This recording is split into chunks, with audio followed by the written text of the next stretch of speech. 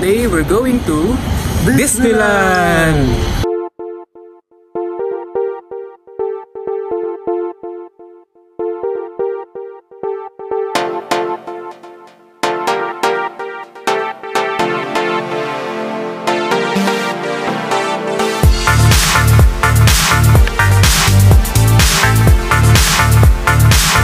Morning!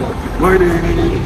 So, it's 7:30 AM. Napakaaga namin kumilos at gumising. We're going to Disneyland today. And naglalakad lang kami along, I don't know, TST pa rin ba to? TST? Papunta kami ng Jordan Station to yung Australia Dairy Co.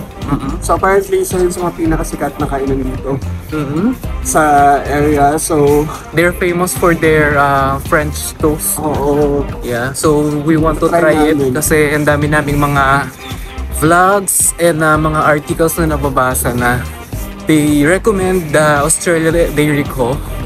So sana bukas na nga siya. Sana bukas na bukas na siya ng 7:30 at sana wala siyang sarap. Bukas na siya at this hour because kailangan namin kumain na.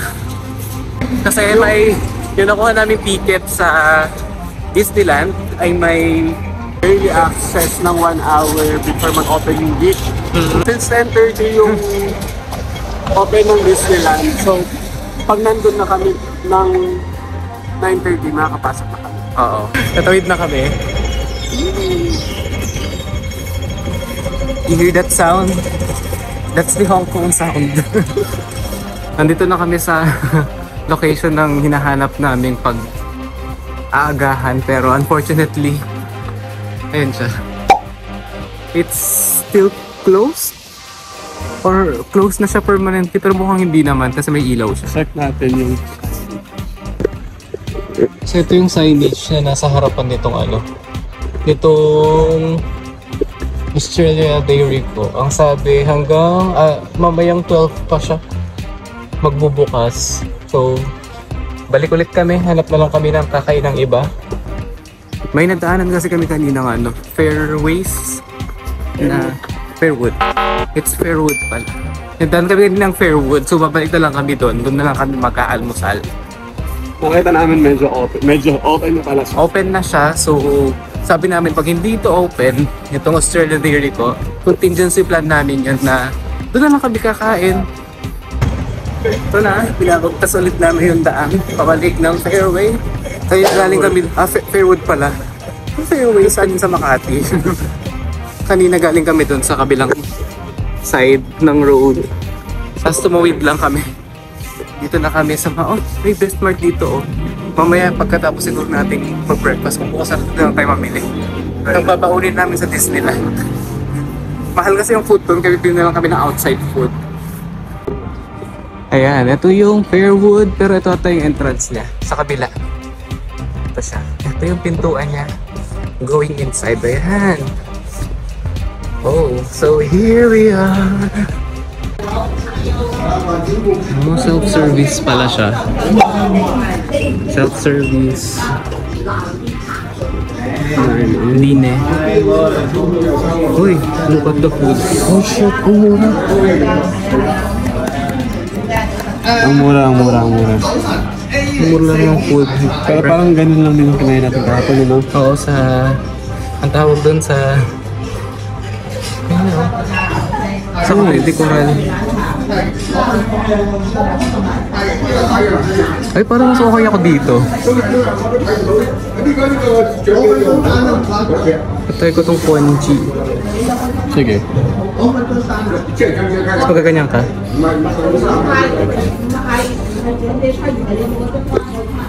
Wala nung yata. Pero anyway, mag-cash na lang kung hindi pwede ang nakasama kasi yung terminal. Hi guys! So, andito na kami sa Fairwood. Nasa loob na kami ng Fairwood. And naka-order na rin kami ng aming agahan. So, ganito yung loob ng restaurant. So, kanina, pan-check out ng mga in-order namin dun sa kiosk. Walang option for credit card.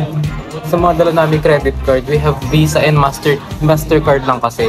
Ang available lang na credit card na pwede naming gamitin kung sakali ay Union Pay. Wala naman kaming card na may Union Pay. So, pwede namang may option din naman siya for payment sa Octopus card. Kaso, ang problema, yung mga Octopus card namin, very limited lang yung laman. So, buti na lang ako, meron pa akong nasa $100, yung bill namin ay nasa around $72.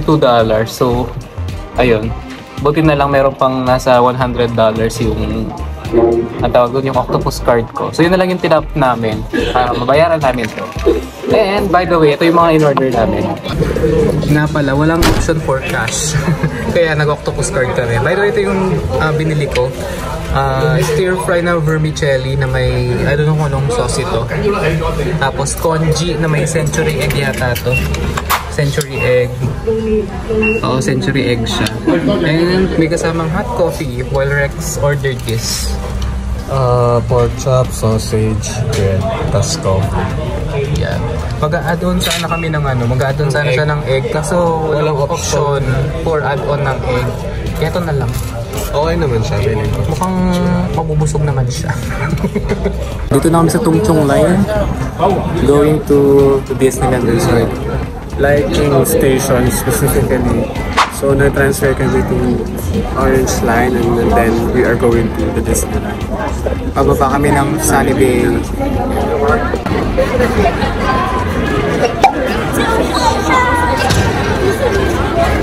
Magkikipagbalyahan na kami dito. Pagkaganahin namin ang pagiging Pinoy namin dito. Malahan na to. Elbowan kung elbowan. Ngayon, we're waiting na lang for the train pa Disneyland. Daming tao.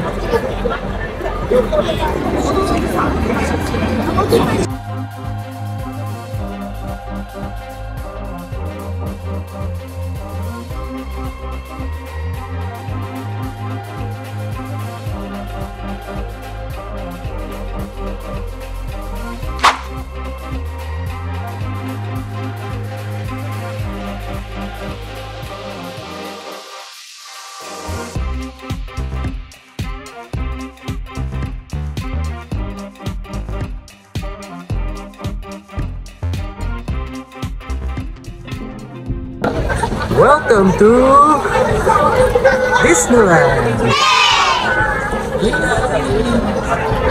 Finally made it here.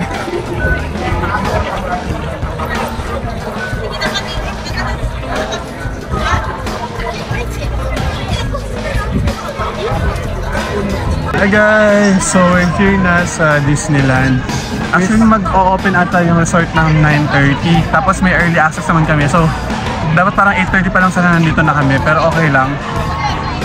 May enjoy pa din naman namin siguro yung Disneyland. So ito yung famous na Arco ng Hong Kong Disneyland Resort and General Merchandise. So hindi legit na kapag Hong Kong Disneyland ka kung wala kang picture dyan.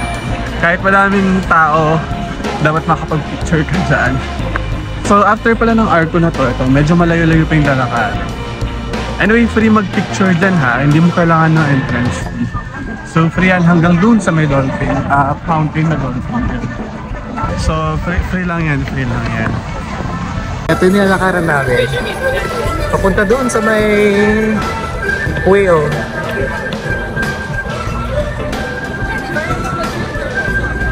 Legit na ang daming crowd.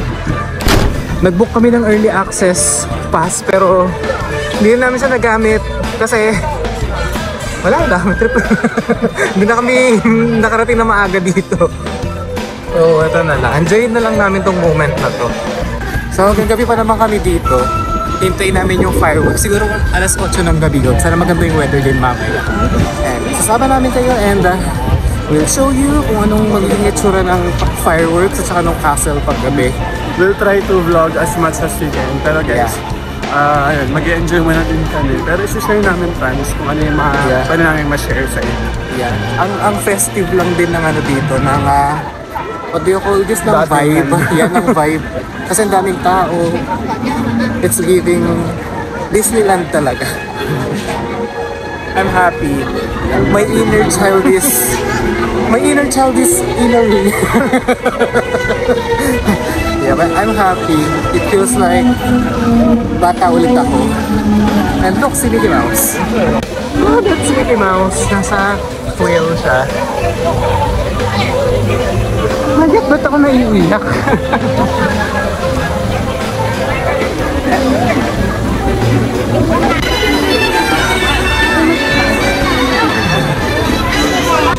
So yun ang totoo ang chismis dito na malamig ang hangin pero napakainit ng araw. So if you're going here, make sure na protected ang mga balat ninyo, wear sunscreen. Dalawa yung lane. Kung meron na kayong ticket, pila kayo dito. Tapos yung ticketing booth ng isa nandun. Wala pang ticket.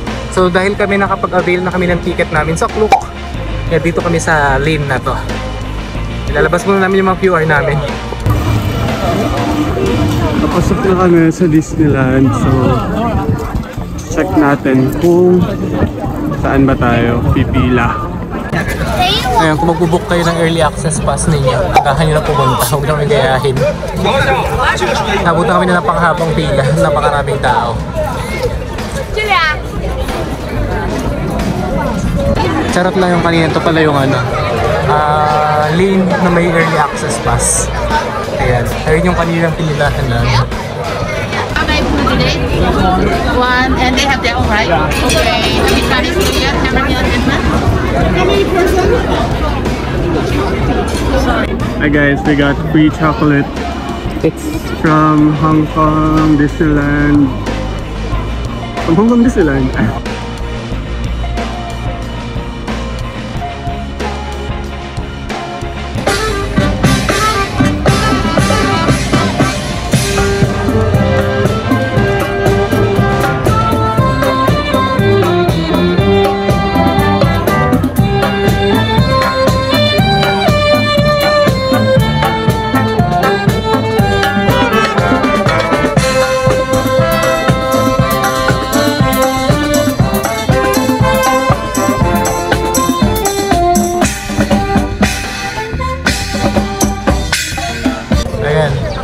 papunta kayo dito or pupunta kayo ng Land of Frozen, pasok lang kayo sa may castle mismo, may daan doon, and then hanapin nyo lang daw yung daan dito. Ayun, nakita nyo na ba?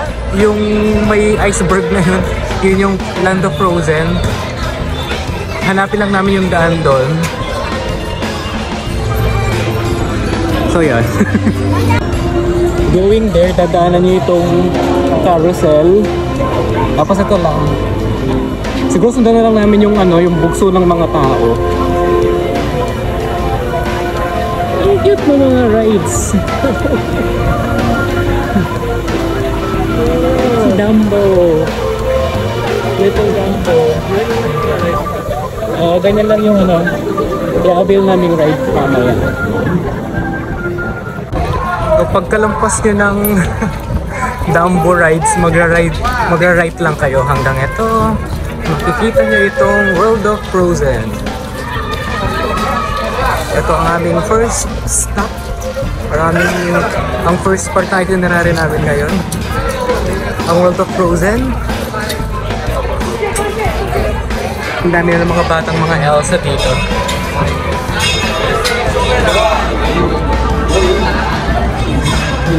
Welcome to Arendelle.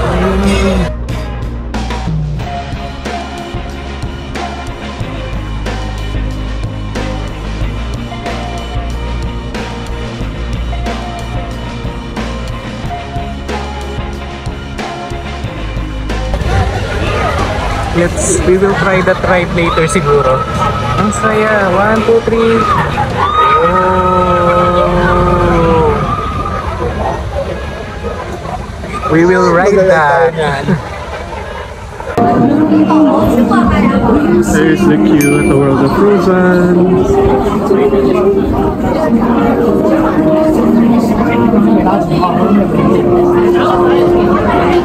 Okay, medyo nakapagod na kami sa parang pang third room ng line. So meron pa ata dun sa pinakaloob. Okay guys, so meron kami sa fourth stage ng line. And think ito na yung last. Sana.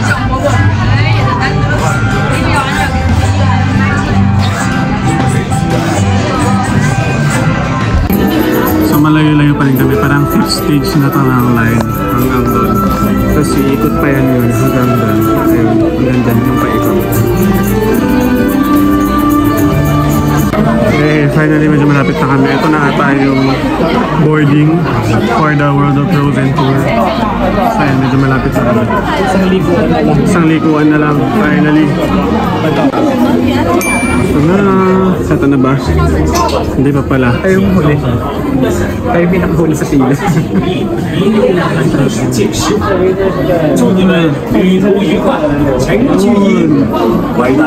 Lapit na kami. Ito na ata yung boarding. 手臂，光管你嘅小朋友同埋佢哋嘅出身，佢哋嘅魔術童話之類嘅生涯過程。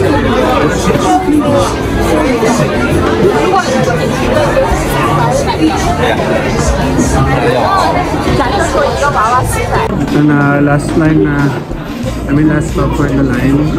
Tapos yun yung boarding. Ito na yung boat. Sige, sa dulo tayo. Sana pwede. Ayun, yun yung boat. We're boarding na.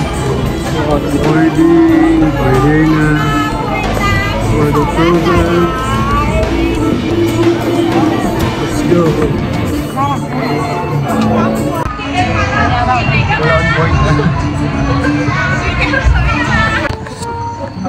Tumila ko ito mga cellphone.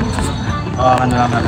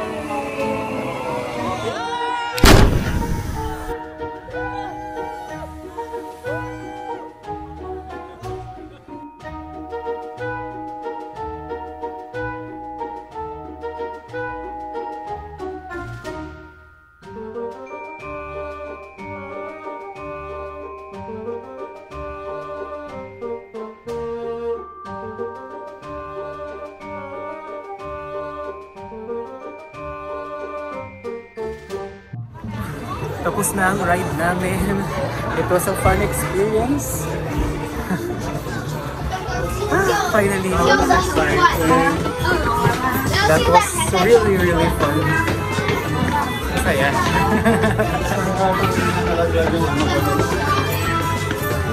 Yung balls ko nandito na siya. Ito may mga pictures here. Let's see. That's us.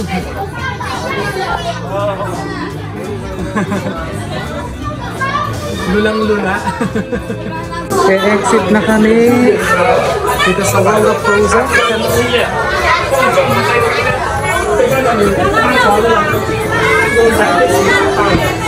So paglabas ko dito merong toy store. And there are for souvenirs at mga pictures na napicturean kanina. Ayan. May mga Olaf ano dito. Magkano siya? Oh, gusto mo yan?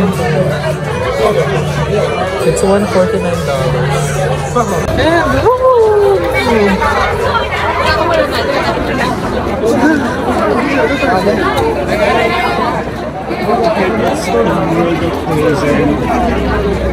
So, yung thoughts namin for the World of Frozen, guys, kahit matagal kayong pumila, for me, sobrang worth it. Iba yung experience, parang thrilling siya, na chilling, na parang alam mo yun, masaya sa puso. So, try nyo. if you have a frozen heart, magme-melt siya.